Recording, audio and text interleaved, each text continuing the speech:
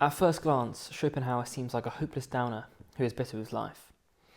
At a closer look, one really does see a man who has grappled with some of the greatest issues of existence.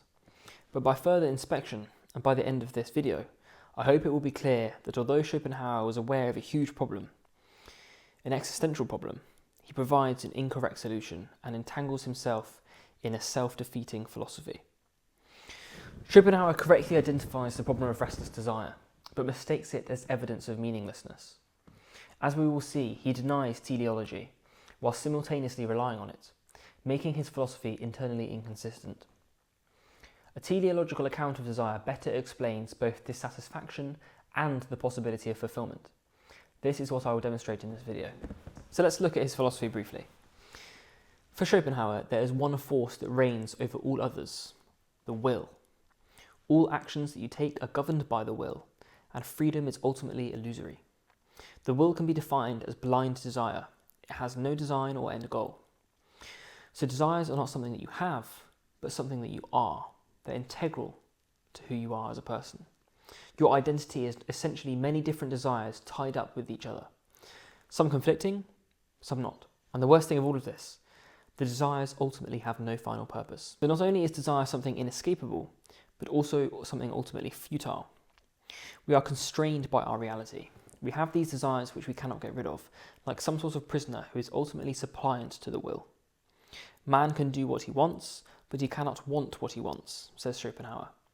This blind natural drive is the force behind everything. The desire to reproduce, the urge to survive, the reason humanity or any existing thing does anything. The will is not complex and is ceaseless and unsatiable.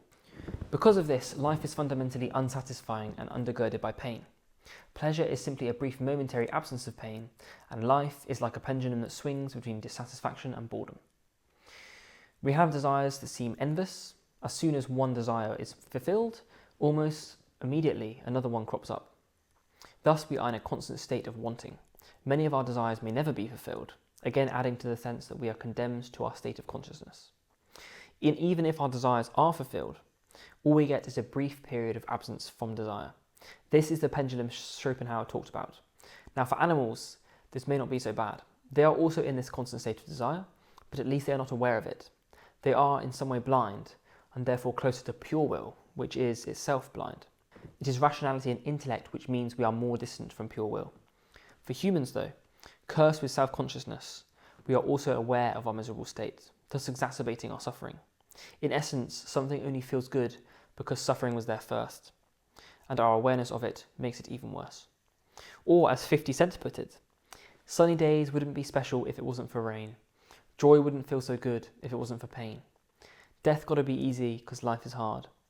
It'll leave you physically, mentally, and emotionally scarred. Quite the Schopenhauerian. There is a reason that the phenomenon called the honeymoon period exists in relationships. You meet someone who you desire, you fulfill that desire, and it feels great for a short time. But then, inevitably, boredom begins to creep in. The desire you once had is no longer the same because it's been fulfilled. As Liam Gallagher aptly put it, I want more. It's easy to see why Schopenhauer's mindset is popular. He recognises the fatigue and frustration that most people feel at one point or another in their life. He tells us, you're not wrong or selfish for thinking like this, you're just honest. In this way, Schopenhauer can be seen as an individual who refuses to look away from the harsh elements of reality. So to summarise thus far, a key element of Schopenhauer's philosophy is the blind, aimless nature of the will, which underlines existence. There is no final aim, and the will does not have any final end, as the will is endless. No final good exists. What was Schopenhauer's solution to this? Negation of the will. This is done through aesthetic experience or asceticism.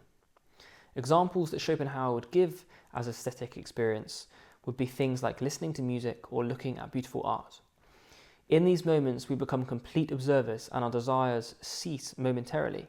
We are, according to Schopenhauer, no longer subject to the will in the manner we usually are. But it is only a temporary fix. The escape is only temporary and desire is still inescapable. The more long-term solution offered is asceticism. Schopenhauer was hugely influenced in his thought by Eastern philosophy and Buddhism, and he settled on the rejection of bodily desires as a longer-term solution to free oneself from suffering. Striving is eliminated through ascetic practice, and therefore suffering too must be eliminated in this way. Yet by offering a solution at all, we see that Schopenhauer's philosophy collapses very quickly. If no final good exists, as Schopenhauer claims, then one cannot make the claim that any one state is better than another. If it's the case that no one state is better than any other, then why should we believe that the solution he offers has any value? In fact, according to Schopenhauer himself, there is no reason to choose one course of action over another.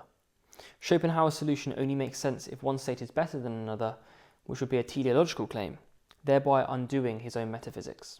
If we are always subject to the will, what is it that is negating it? Are we able to separate ourselves from the will? And if so, what part of us is able to do that? Otherwise, it would be the will negating itself, which makes no sense. So the very fact that Schopenhauer attempts to find a solution suggests that he believes that there is something greater than the will, something that can overcome it. He wants to find a way forward, but if we are all ultimately subject to the will, if we are the will, then any attempt is not worth our time. The only way Schopenhauer could be true to his philosophy is to admit that any solution he offered was not worth adhering to, for it too would ultimately be futile. Aristotle had an opposing view to that of Schopenhauer in relation to desire. For Aristotle, desire and all action is not aimless, but aims at some good. We desire some things for the sake of others, and we desire some things because we believe some things to be better than others. The goods are not final and are pursued for the sake of other things which are desirable. If this pursuit goes on ad infinitum, then we will inevitably get lost in the process. Nothing is worth pursuing in itself, and our action is meaningless. So our striving only makes sense if there is some final good we are striving for. Yet human life is structured around aims, and we do distinguish between better and worse manners of living, even if some things are debated upon. Schopenhauer's worldview would ultimately mean that all action is unintelligible, and this is not something that Schopenhauer claims. So to say desire is teleological and has a hierarchical nature to it seems unavoidable. When we look out into the world, there are some things we desire and choose to do, and some things we do not desire and choose not to do. Hierarchical desire and value is built into our systems and reality, even if we may mistake some things to be good, which are actually bad, and vice versa.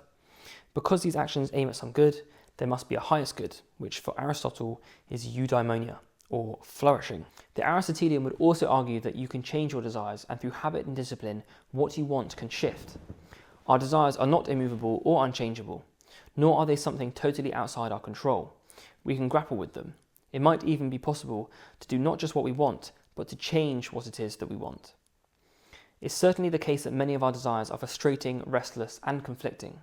But this doesn't mean that this is what desire is in itself. St. Augustine, who lived centuries before Schopenhauer, had a pessimistic view of human nature, but reached quite a dissimilar conclusion to Schopenhauer.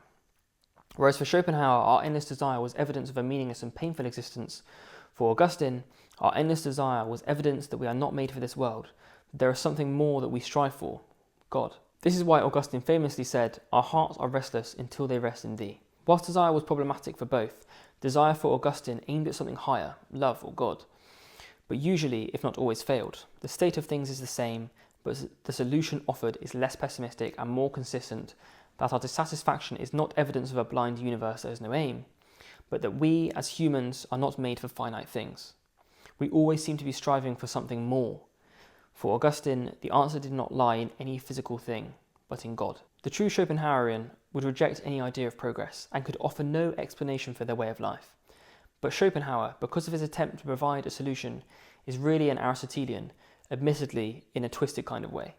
If we are subject to the will and desire has no ultimate aim, the individual has no reason to value anything and no reason to value any one thing above another. In fact, to say that one's life has improved in any way is a void statement. By which standard are we judging this to be the case? We cannot aim for something better, since aim is simply illusory.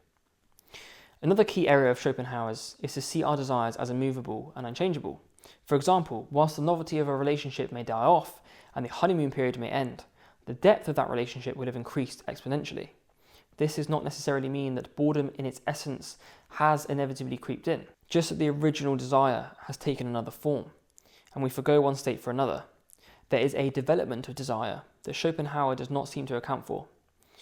Desire is more malleable than Schopenhauer permits. Desire is restless, that is clear, Yet the solution offered by Schopenhauer is misguided. He misinterprets the nature of desire and makes claims about it that would only make sense within the framework of Aristotle and Augustine. As soon as his philosophy becomes prescriptive, he relinquishes his claim that desire has no final aim and is aimless. To state that asceticism is a better way of life is to make a value judgment, which is not consistent with his belief of the blind and aimless nature of the will. The solution he offers cannot be reached if we take his account seriously. Schopenhauer really wanted to find an answer to the question, how should we live? And gave us an answer that his philosophy does not justify. Whether there is an answer that is justified, that's a whole nother question for next time.